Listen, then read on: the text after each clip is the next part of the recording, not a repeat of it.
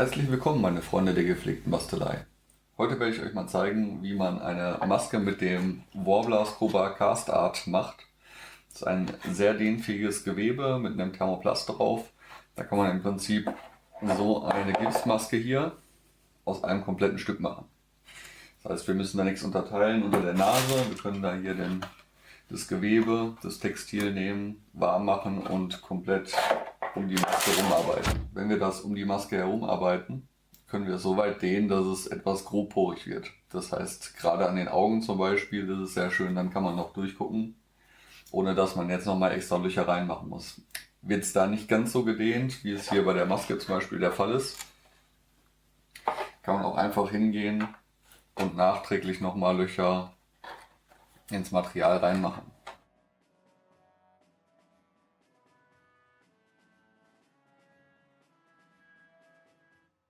Der Vorteil von dem Material ist, es ist sehr formstabil. Das heißt, ich kann es auf links drehen, von der Form wieder runterziehen, ohne dass es kaputt geht. Bei der Gipsform muss ich natürlich ein bisschen vorsichtig sein, dass ich die dabei nicht zerstöre. Manche filigranen Formen sind da ein bisschen anfällig für. Aber hierbei zum Beispiel, ich habe es beim ersten Mal komplett bis hinten hinter die Maske gelassen und musste dann natürlich dort aufschneiden. Aber wir wollen ja eigentlich nur das vordere Stück von der Hexenmaske haben. Das heißt, man kann hier vorne einfach abschneiden und dann geht es auch viel einfacher runter. Vorteil von dem Cobra Cast Art ist zum Beispiel auch das Gewicht.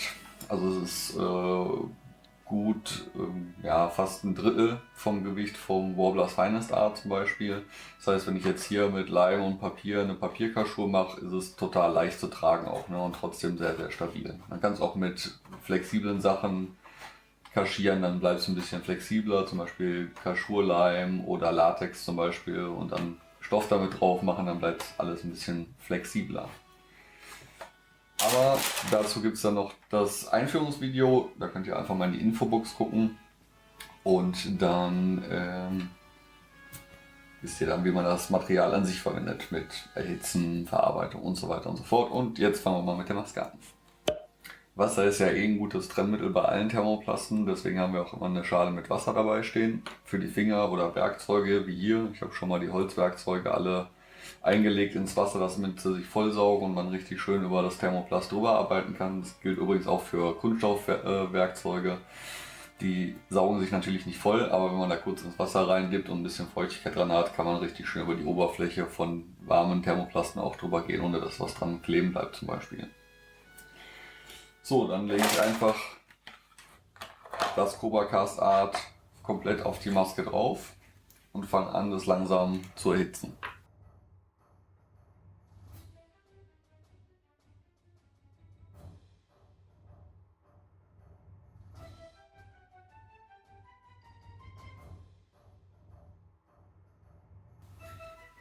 So, man kann sich hier natürlich ein paar Fixpunkte schaffen, dass man es erstmal an ein paar Stellen auch ein bisschen andrückt und ein bisschen sich verkeilt, dass es halt um die Maske herum gut anliegt.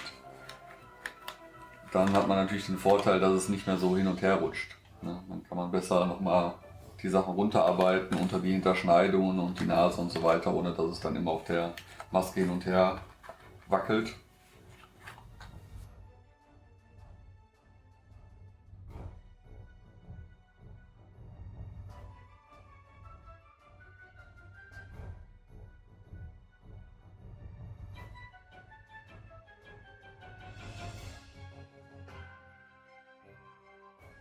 Ich forme den Cobra Cast jetzt erstmal grob an, weil das Gewebe bei dem neuen Cobra Cast, falls jemand schon mal mit dem alten gearbeitet hat, ist viel flexibler und dehnfähiger als bei dem alten.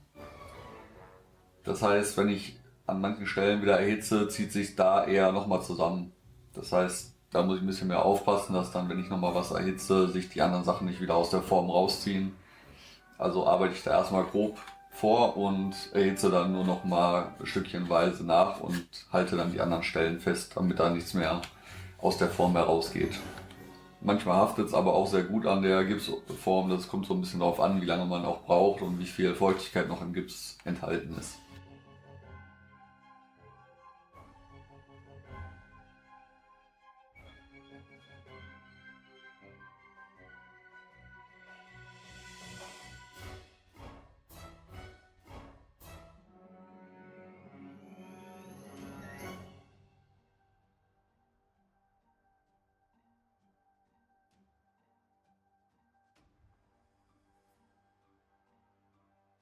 Man muss natürlich vorsichtig sein, wenn man wie ich die Hand an die Seite hält. Wenn ich jetzt hier erhitze, aber dann merkt man genau, wann es hier zu warm wird. Das heißt, ich kann hier ein bisschen steuern, dass ich halt hier nicht zu viel erhitze, dass es wild aus der Form rausgeht. Und man muss es an manchen Stellen, wenn es sehr tief reingeht oder sehr stark gespannt wird, dass es nicht mehr aus der Form rausgeht, hält man es ein bisschen fest, kann dann immer noch locker die anderen Bereiche des Auges zum Beispiel anformen.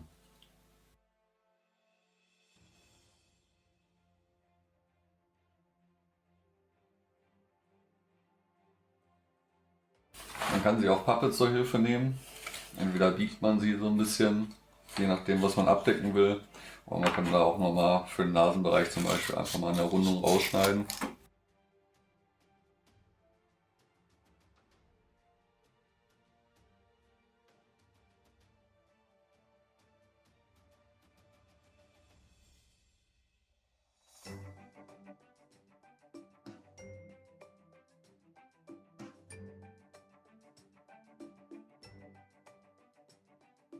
Jetzt gibt es hier natürlich noch ein paar Falten unter der Nase, obwohl ich es so weit gezogen habe, kann man das natürlich nicht ganz vermeiden. Aber die kann man gleich nochmal, wenn man warm macht, schön ineinander kneten oder halt mit einem Metallmodelliereisen, dass man dann nur separat warm macht, oder mit einem Lötkolben zum Beispiel kann man die einfach nochmal schön ineinander schmieren, dann sind die weg.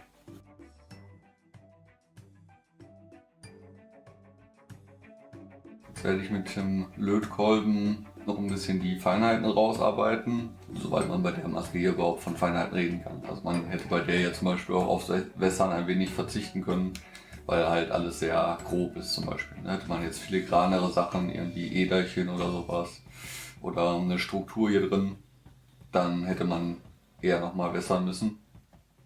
Aber sicher ist sicher. An Lötkolben kann man verwenden, was man möchte. Ich nehme ganz gerne hier die Lötpistole, weil die nur heiß wird, wenn man drauf drückt.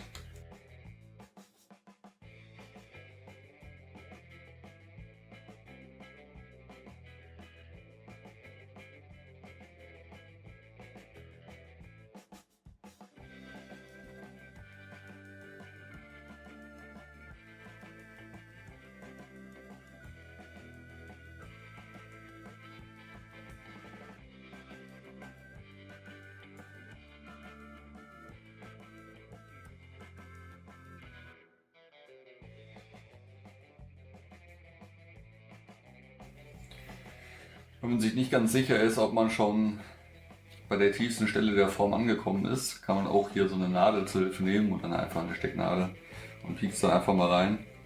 Und dann sieht man zum Beispiel, hier hätte ich jetzt noch ein bisschen Spiel am Nasenflügel. Aber hier oben an der Nase zum Beispiel liegt es genau an. Und manchmal scheint es so wie an der Stelle hier, dass es noch nicht ganz dran ist. Und da ist man sich aber auf jeden Fall sicher. Jetzt habe ich mir leider, weil ich etwas zu lange dran war, mit dem Lötkolben das Gewebe ein bisschen versenkt. Aber kann man ja auch einfach ein Reststück nehmen.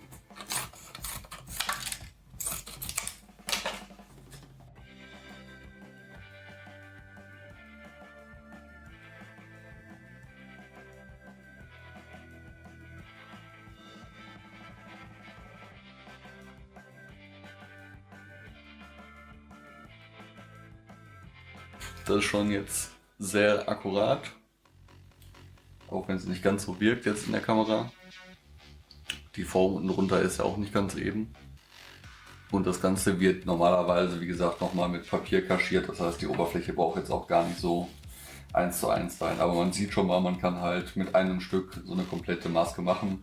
Hier unten ging es halt auch noch schöner, aber wie gesagt, den Teil hier unten drunter braucht man nicht. Deswegen habe ich mir da nicht so viel Mühe gegeben. Ansonsten, wenn es hier weitergehen würde, müsste man halt einfach nochmal das Material ein bisschen auseinanderziehen und dann kriegt man die Falten weg oder schneidet mal so dreiecksmäßig ein und kann die dann einfach wieder zusammenfügen. Aber eigentlich geht das alles auch aus einem Stück.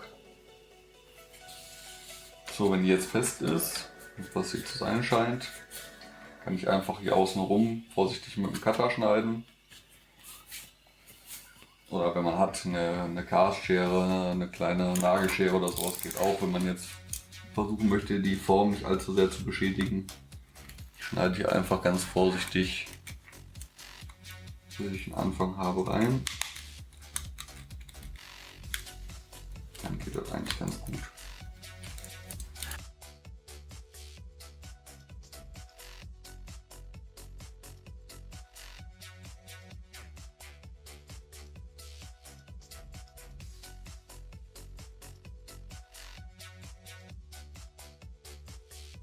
So, wenn man sich jetzt hier so einen Anfang gemacht hat, kann man zum Beispiel auch immer ein bisschen den von der Form wegdrücken. Und dann sieht man halt, wo das Gewebe auch komplett durchgeschnitten ist. Der Überschuss ist weg. Und jetzt kann ich die ganz einfach von der Oberfläche lösen. Wenn es jetzt zum Beispiel so wäre, wenn ich sie jetzt vorher nicht gewässert hätte, könnte es halt sein, dass es hier im Nasenbereich, wo ich mehr arbeiten musste, ein bisschen fester klebt.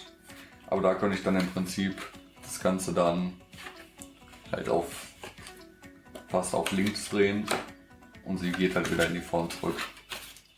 Das heißt, ich kann jetzt zum Beispiel auch für mehrere Leute eine Maske machen und die passt dann auf alle Gesichter drauf. Wenn ich sie jetzt zum Beispiel so machen will, dass ich die einfach mit Mastix ans Gesicht anklebe, dann kann man die natürlich auch nochmal vorsichtig in der Mitte kurz warm machen und dann nochmal genau auf die Gesichtsform anpassen. Oder wenn ich mit Magneten arbeiten möchte oder sonst was in der Perücke.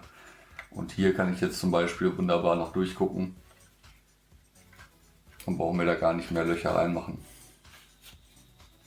Ja, das war das fixe Tutorial, wie man aus dem Cobra Cast so eine Maske macht. Gehen natürlich auch ganz viele andere Sachen, auch wieder hier mal in die Infobox reingucken, wir machen eine Playlist dazu. Geweihe zum Beispiel kommt noch, wie man sich so einen Kragen macht, der schön absteht und auch ganz viele andere Sachen. Also bleibt dabei, bis zum nächsten Mal.